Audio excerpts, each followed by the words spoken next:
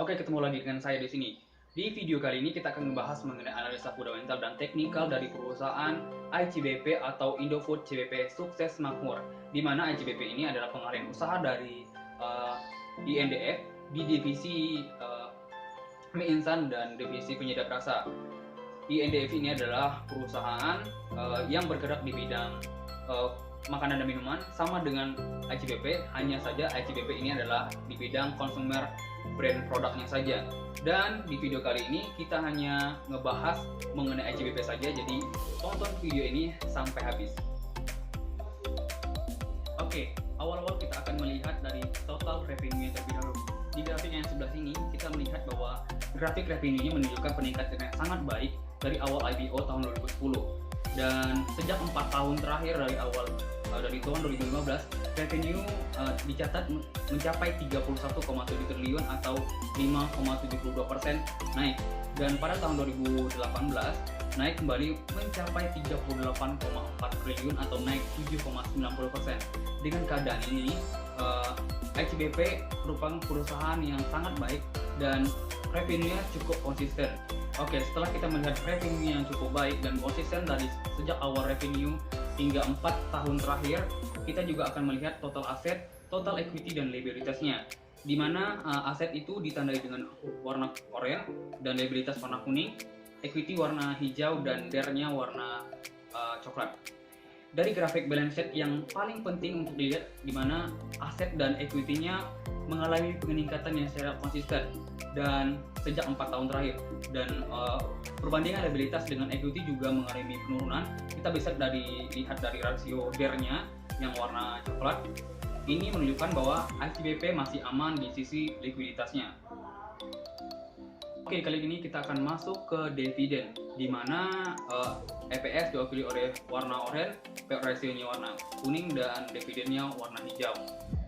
Di grafik ini pembagian dividen ICBP ini cukup simpel, di mana dia membagi 50-50 dividennya antara laba ditahan dan laba untuk dividen. Dapat dilihat di payout ratio-nya, dan jika kita estimasikan pada tahun 2019 dividen per share-nya adalah Rp216, dan jika harga ICBP pada saat ini adalah Rp10.000, maka dengan payout ratio-nya 50%, maka kita bisa mendapatkan dividen yield-nya 2,16%. Jadi pembagian dividen ICBP ini cukup menarik. Kita masuk ke profitabilitas margin, di mana GPM-nya diwakili oleh warna oranye dan OPM-nya diwakili warna kuning dan NPM-nya warna hijau. Kita bisa lihat GPM atau gross profit margin sejak tahun 2015 mengalami peningkatan hingga tahun 2018. Ini merupakan hal yang baik. Apabila naik terus menerus, maka ini adalah ciri perusahaan yang memiliki ekonomi yang baik.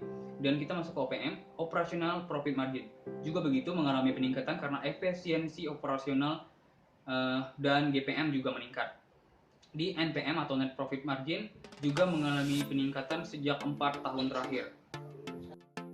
Oke, setelah kita melihat profitabilitas marginnya, sekarang kita masuk ke return on asset dan return on equity.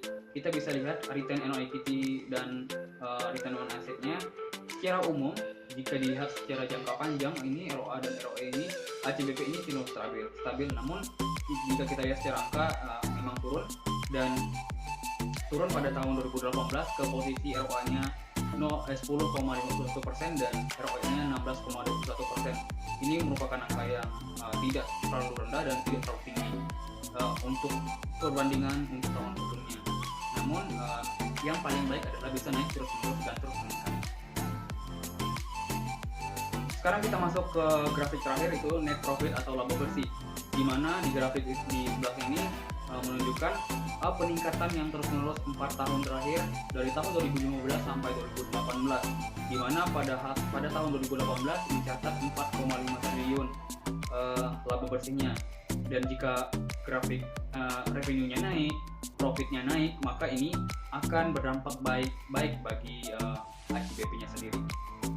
Secara fundamental, keseluruhan dari perusahaan ICBP ini cukup baik, karena kita tahu ICBP adalah bergerak di bidang makanan dan minuman yang tentunya adalah kebutuhan kita sehari-hari dan selalu kita butuhkan sehari-hari.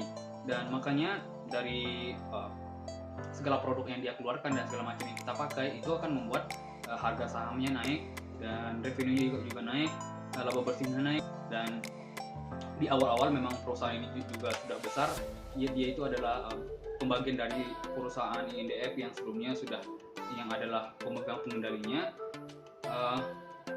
Jadi untuk bisa berinvestasi di perusahaan ini atau di saham ini cukup baik karena dia memiliki konsisten yang baik di setiap tahun. Selanjutnya yaitu analisis teknikal. IHSG dibuka pada hari ini pertanggal 12 Juni 2020 di level 4.820,99 rupiah atau turun sebesar 0,70% dari akhir penutupan perdagangan kemarin. Hal ini juga berdampak pada saham ICBP yang dibuka di level 8.600 atau turun sebesar 0,87%. Harga tertingginya pada hari ini menyentuh angka 8.600 dan harga terendah menyentuh level 8.200 rupiah.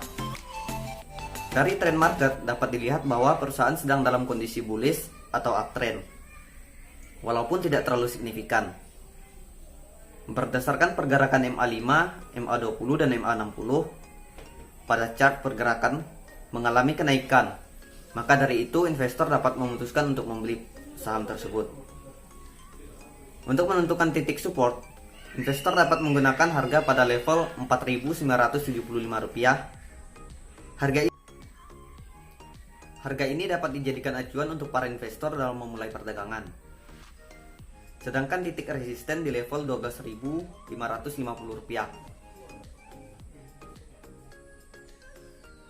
Jika harga dapat menyentuh titik resisten, maka investor dapat memperoleh keuntungan. Titik support dan resisten yang dibuat secara manual oleh investor dapat digunakan untuk memperkirakan arah pergerakan saham pada masa mendatang. Sekian dari presentasi kami ucapkan terima kasih.